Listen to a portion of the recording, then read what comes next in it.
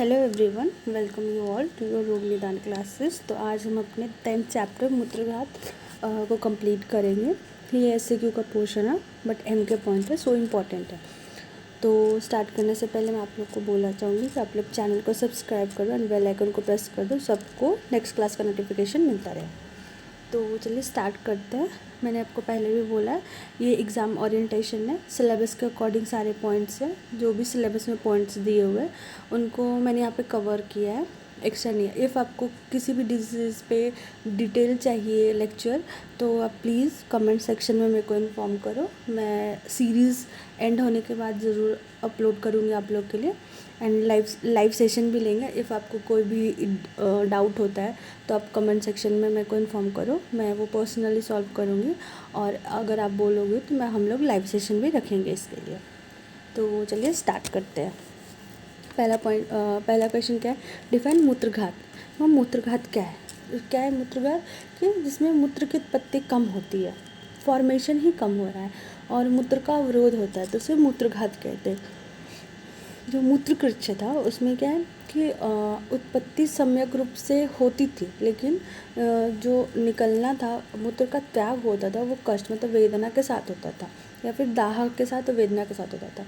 मूत्रकृच्छ में क्या है कि प्रवृत्ति ही कम होती है मूत्र की, लेकिन वेदना भी मूत्रकृच्छ से कम होता है।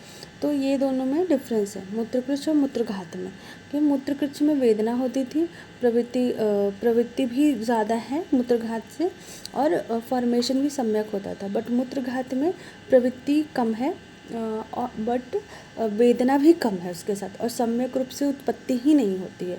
तो ये मूत्रघात है। तो नेक्स्ट पॉइंट पे बढ़ते हैं, क्या है हमारा एलिस different types of मूत्रघात।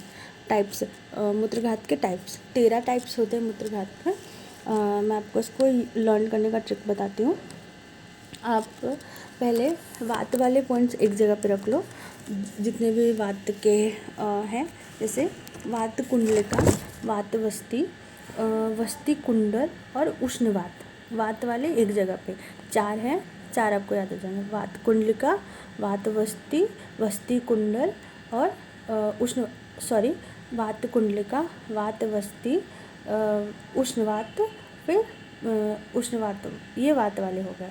Now move to मूत्र वाले। मूत्रोत्संग, मूत्र जठर, मूत्रतीत, मूत्र ग्रंथि, मूत्र शुक्र, मूत्र साद, मूत्र क्षय।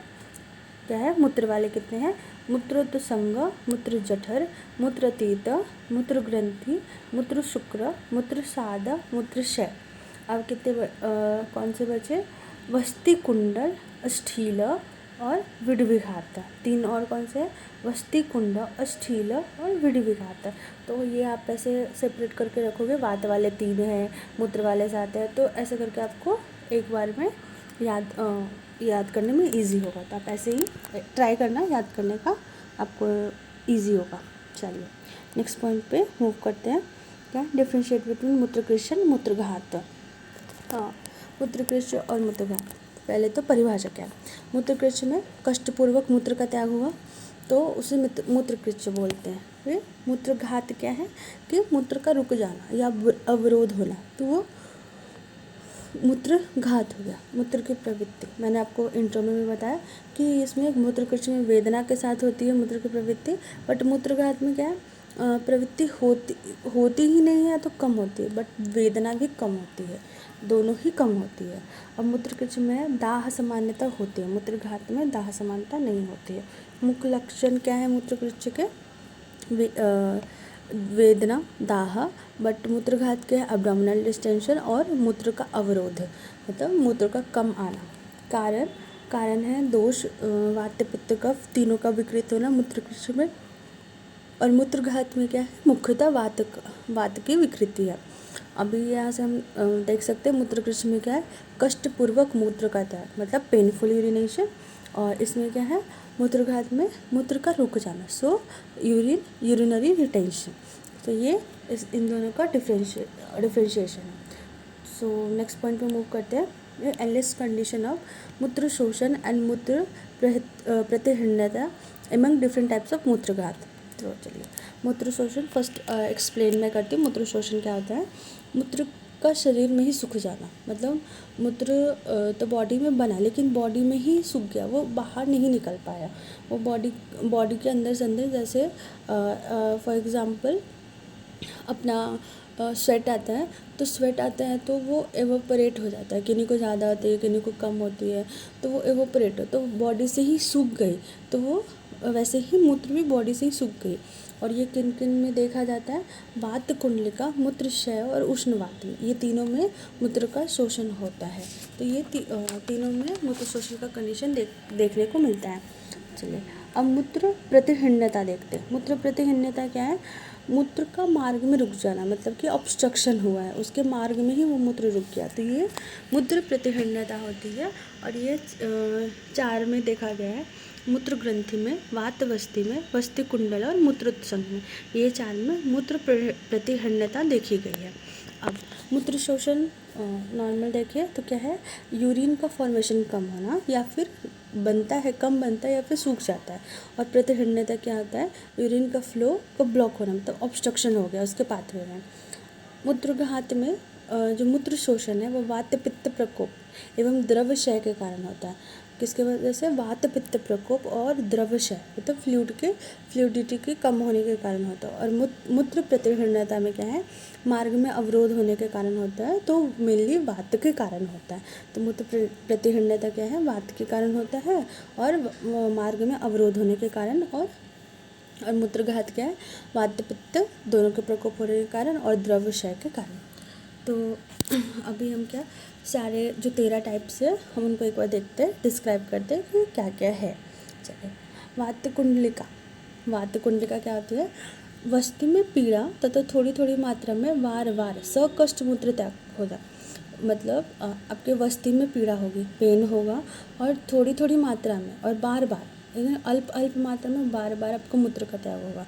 तो इस दारुण मूत्र रोग को वात कुंडलिका, मतलब ये पेनफुल जो रोग है इसको वात कुंडलिका कहते हैं। वात वस्ति क्या होता है? मूत्र का वेग हम रोकेंगे तो उसके कारण क्या होगा कि वस्ति में वायु प्रकोपित होगा, और जब वायु का प्रकोपित होगा इट मीन्स कि मूत्र का अवरोध होगा, वेदना होगी, वायु है मेनली तो वेदना होगी, अवरोध होगा, और या फिर कंडू के साथ उत्पन्न होगा, तो इसी को वातवस्ति कहते हैं। क्या है? मूत्र का वेग आएगा, उसको हमने रोका तो क्या हुआ? वायु प्रकोपित हो गई, कहाँ पे? वस्ति में, यूरेथ्रा में जहाँ पे हमारा स्टोर होता है, तो वहाँ पे वायु प्रकोपित होगी। अब वायु का प्रकोपित हुआ तो वो ऑब्स्ट्रक्शन काउज करेगा, पेन काउज करेगा, कंडू काउज करेगा, तो ये सब के कारण इसे इस जो ये आएगा सिम्टम, तो इसी को वातवस्ति कहते हैं। मूत्र उत्संग मतलब ऑब्स्ट्रक्शन। इसमें क्या है कि मूत्र का त्याग जब करने में कठिनाई होती है, या फिर मूत्र पूरी तरह नहीं निकल, इसमें भी क्या है? वायु की वृद्धि होगी। और इसमें क्या है? कोई व्यक्ति अगर मूत्र त्याग करने जाएगा तो उसको कठिनाई होगी त्याग करने में, और फिर मूत्र पूरी तरह से नहीं निकल पाता, तो इसी को मूत्र उत्संग कहते हैं। Now we move to next point, क्या है? मूत्र जठर। अब क्या है? उदर प्रदेश में मूत्र परिपूर्ण होता है एवं वस्ति भरा प्रतीत होता है, साथ साथ वेदना, मूत्र अवरोध, पुरुष अवरोध तथा अपाक की स्थिति होती है, इसे मूत्र जठर। ये बोला है कि अपना यूरेथ्रा जो है, वस्ती जो है वो भरा है पूरा, अभी हमने उसको बाहर रिलीज़ नहीं किया, मतलब एक्सक्रीशन की प्रोसेस नहीं हुई, तो ऐसा क्या होगा कि मूत्र एक तो भरा भरा प्रतीत होगा ही वस्ती में, उसके साथ साथ वेदना होगी, आप कभी मूत्र का विरोध होगा, पुरुष का विरोध हो जाएगा, अपाक इंडाइजेशन की कंडीशन आएगी, तो ये इसी मूत्र जठर कहते हैं। अब 5th क्या है? मूत्र अतीत। देखो, मंद गति से वेदना, मतलब बहुत ही धीरे धीरे, तो वेदना अल्प गति होगा, बहुत धीरे धीरे पेन हो रहा है, बार बार मूत्र की प्रवृत्ति, मतलब धीरे धीरे आ रही है मूत्र, पेन भी हो रहा है, उसके साथ बार बार मूत्र की प्रवृत्ति हो रही है, तो उसको क्या बोलते हैं? मूत्र अतीत बोलते हैं। Now move to next point, वस्ति कुंडल। वाग्भट और सुश्रुत ने मूत्र अतीत को ही वस्ति कुंडल भी बोला है, बट चरक के अकॉर्डिंग क्या है वस्ति कुंडल में कि उनका कहना है कि जो वस्ति है वो अपने सामान्य स्थान से ऊपर उठा हुआ ऐसा प्रतीत होता है, और मतलब क्या होता है, एब्डोम वो डिस्टेंशन हो जाता है, तो क्या बड़ी और गर्भ के समान दिखता है। गर्भ की ऐसा लगेगा कोई प्रेग्नेंट लेडी है उसके समान दिखेगा, तो वो वस्ति कुंडल, ये चरक के अकॉर्डिंग है। बट भागवत और सुश्रुत के अकॉर्डिंग वो दोनों मूत्रतीत और वस्ति कुंडल सेम है। Now seventh, अस्टीला। अस्टीला क्या है, जब वात दोष के प्रकोप से वस्ति के क्षेत्र में, हाँ, क्या है, वात की प्रवृत्ति हुई, प्रकोपित हो गया वात, तो वस्ति के क्षेत्र में पत्थर के समान कठोर, स्थिर और उभरी हुई गांठ उत्पन्न हो।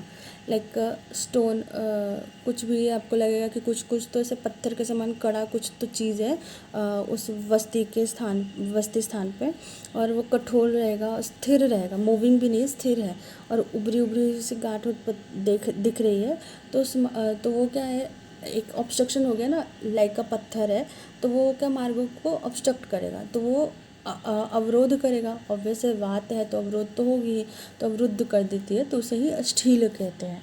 Now move to 8th types, मूत्र ग्रंथि। ग्रंथि मीन्स ये भी छोटा ग्रंथि, स्टोन के टाइप के, वो बड़ा था, स्टील मतलब पत्थर के टाइप, ये छोटा स्टोन के टाइप है। तो ये भी क्या बोलते हैं, वस्ती के मुख के भीतर गोल, ये भी वस्ती के मुख के भीतर अंदर में स्थिर, गोल स्थिर छोटी ग्रंथि जो आ जाती है, मतलब एक आप समझो छोटा स्टोन होगा ना उस टाइप का, तो उसे ग्रंथि बोलते हैं। तो इसमें अस्मरी जो होता है, स्मरी मीन्स स्टोन के समान वेदना होती है, इसे मूत्र ग्रंथि बोलते हैं। स्मरी क्या है, वो मूवेबल भी हो सकता है, बट ये मूत्र ग्रंथि और स्टील में क्या बोला गया है, मेनली स्टील क्या था, बड़ा पत्थर के समान गांठ और स्थिर, और ग्रंथि भी क्या है, छोटी ग्रंथि, मतलब छोटा कोई कंकड़ के समान और स्थिर, तो ये मूवेबल नहीं है, इसलिए इसको मूत्र ग्रंथि बोला गया। चलिए 9th क्या है, उष्णवात। उष्णवात में क्या है, वायु एवं पित्त, उष्ण में पित्त, वात में वायु के कारण पित्त वस्ती में स्थिर होकर, मतलब वायु और पित्त प्रकोपित हुए, उसके कारण क्या हुआ, वस्ती में पित्त स्थिर हुआ। अब वस्ती मेढ्र गुद में दाह उत्पन्न करता है, पित्त है तो दाह करेगा ही। अब वो यूरिनरी वाली जितनी भी यूरिनरी सिस्टम से जो भी रिलेटेड है, तो वस्ती मेढ्र तथा गुद प्रदेश में दाह उत्पन्न करती है। या हरिद्रा के वर्ण वाला रक्त मिश्रित मूत्र या केवल रक्त का ही स्त्राव करती है। इसमें क्या है कि वायु और पित्त दोनों प्रकोपित है, तो वस्ती में स्थिर रहेगा, और क्या दाह उत्पन्न करेगा, क्योंकि पित्त प्रकोपित है, तो वस्ती मेढ और गुद में दाह उत्पन्न होगा। अब पित्त प्रकोपित है, इसकी वजह से हरिद्रा के वर्ण वाला या रक्त मिश्रित मूत्र या फिर केवल रक्त का स्त्राव करेगा, तो इसमें कृच्छ्रता के साथ बार बार मूत्र आता है। इट मीन्स वेदना भी है, कम मूत्र और बार बार मूत्र आता है, तो इसे उष्णवात कहते हैं। क्या है, मैं दोबारा आपको रिपीट कर रही हूँ, उष्णवात में वायु एवं पित्त दोनों ही कुपित होते हैं। अब दोनों के कारण क्या होता है, पित्त वस्ती में स्थित होता है, और वहाँ से मेढ्र गुद और वस्ती प्रदेश में दाह उत्पन्न करता है। इसके कारण हरिद्रा के वर्ण का या फिर लाल रक्त मिश्रित मूत्र या फिर केवल रक्त का स्त्राव होता है। तो इसकी वजह से, क्योंकि वात भी प्रकोपित है, तो कृच्छ्रता मतलब थोड़ा थोड़ा या और उसके साथ बार बार मूत्र की प्रवृत्ति होती है, तो इसे उष्णवात कहते हैं। Now move to 10th types. क्या है, मूत्र शुक्र। मूत्र शुक्र मतलब मूत्र में शुक्र की उपस्थिति हो गई, तो क्योंकि शुक्र है ना, वो गाढ़ा होता है, तो उसकी वजह से क्या होता है, मूत्र में कृच्छ्रता आती है, और या फिर मूत्र मतलब ऑब्स्ट्रक्शन काउज करेगा, तो इसे ही मूत्र शुक्र कहते हैं। जब शुक्र गया वो मार्ग में, तो वो ऑब्स्ट्रक्शन काउज करेगा। इसमें मूत्र चूने के पानी के समान सफ़ेद होता है, बहुत ही वाइटेस्ट, बिल्कुल वाइटेस्ट पानी के समान। चूने का पानी क्या, तो बहुत ही वाइट, बिल्कुल वाइटेस्ट, तो उसके समान होता है। चलिए 11 क्या है, विघात। रुक्ष एवं दुर्बल व्यक्तियों में जब पुरुष, क्या, रुक्ष एवं दुर्बल मतलब जिनमें वात की वृद्धि हुई है, तो उसमें क्या है, पुरुष विकृत वायु द्वारा उदावृत होकर मूत्र मार्ग में पहुंच जाता है, मतलब उदावृत्त मतलब अपने डायरेक्शन से अपोजिट डायरेक्शन में जाकर वायु अपने जो भी उसका मूवमेंट का डायरेक्शन है उस डायरेक्शन में ना होकर अपोजिट डायरेक्शन में मूव करता है और ऊपर की तरफ विकृत अपोजिट डायरेक्शन में मूव करेगा वायु। इट मीन्स में उसमें कुछ तो विकृति है और विकृति के कारण क्या मूत्र में मल युक्त है, मल की गंध जो मूत्र निकलेगा वो मल युक्त होगा क्योंकि पुरुष अपोजिट डायरेक्शन में मूव करिए तो मूत्र या तो मल युक्त होगा या फिर मल के दुर्गंध या तो गंध से युक्त होगा। वेदना के साथ आता है तो इसे विडविघात कहते हैं।